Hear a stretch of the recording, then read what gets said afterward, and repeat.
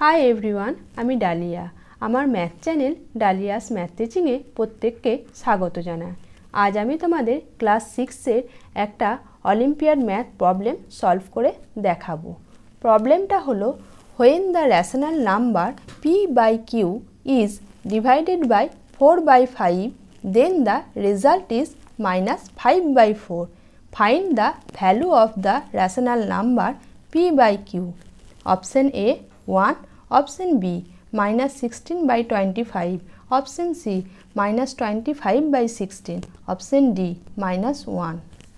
যখন এই p by q এই রেশনাল নাম্বারটাকে 4 by 5 দিয়ে ডিভাইড করা হচ্ছে তখন আমরা -5 by 4 এই রেজাল্টটা পাচ্ছি। আমাদের p by q এই রেশনাল নাম্বারটার ভ্যালু বের করতে হবে।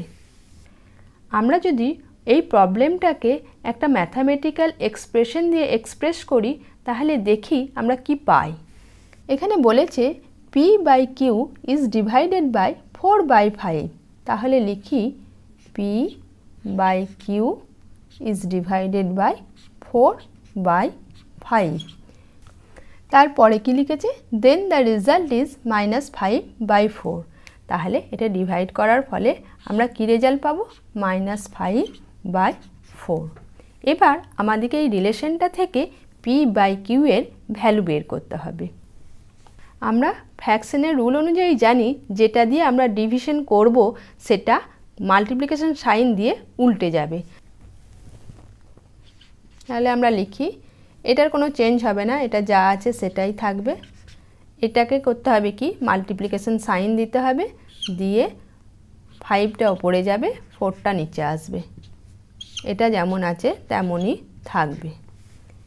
এবার দেখো পি কিউ এর ভ্যালু বের করতে গেলে পি কিউকে আমাদেরকে লেফট সাইডে রেখে দিতে হবে আর এইটাকে আমাদেরকে রাইট সাইডে নিয়ে আসতে হবে।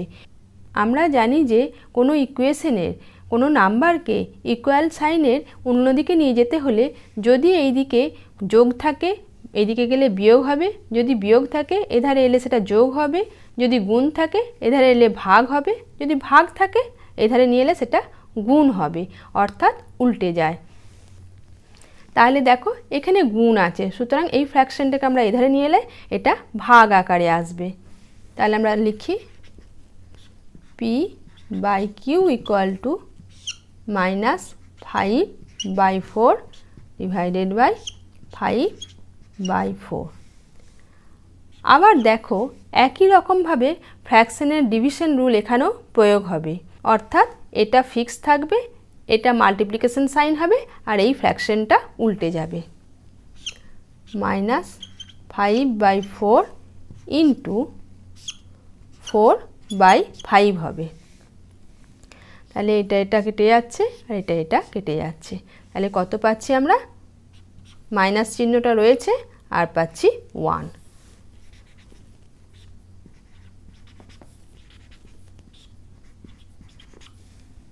তাহলে rational number p by q এর ভ্যালু আমরা কত পেলাম -1। Option D is the right answer.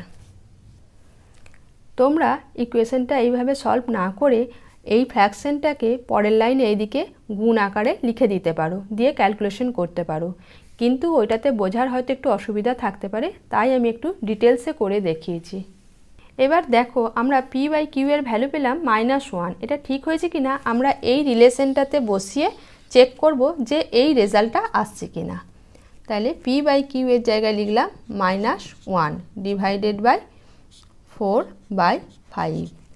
তাহলে -1 যেমন রইলো থাকলো, এই ফ্র্যাকশনের নিয়ম অনুযায়ী এটা উল্টে গেল মাল্টিপ্লিকেশন সাইন দিয়ে 5 by 4 হলো।